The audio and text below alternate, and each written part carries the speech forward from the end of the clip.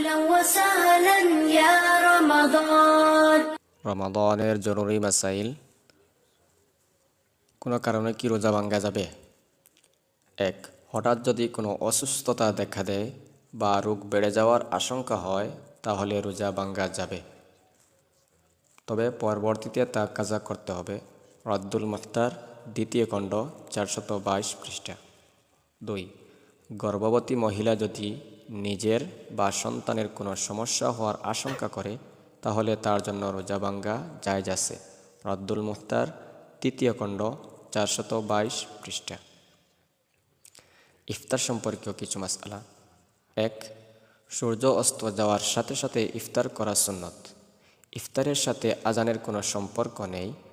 সময় হয়ে গেলে ইফতার করা যাবে, আজান হোক বা না হোক। অনেককে দেখা যায় ইফতারের সময় হয়ে গেছে কিন্তু ইফতার করে না, আজানের জন্য বসে থাকে। আবার কেউ ইফতার করলে তাকে বকাঝকা করে, এগুলো হচ্ছে মূর্খতা।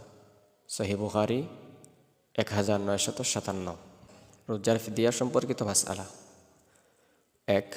যদি কেউ অসুস্থতার কারণে বা বার্ধক্যতার কারণে রোজা রাখতে না পারে এবং সামনে সুস্থ হওয়ার আশা নেই তাহলে তার পক্ষে প্রতি রোজার বিনিময়ে 1 সাদকাতুল ফিতির পরিমাণ দান করে দিবে।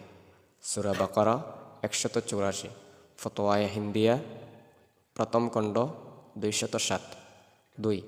ফিদিয়া দেওয়ার পর যদি ওই ব্যক্তি রোজা রাখতে সক্ষম হয় তাহলে রোজাগুলো পুনরায় রাখতে হবে।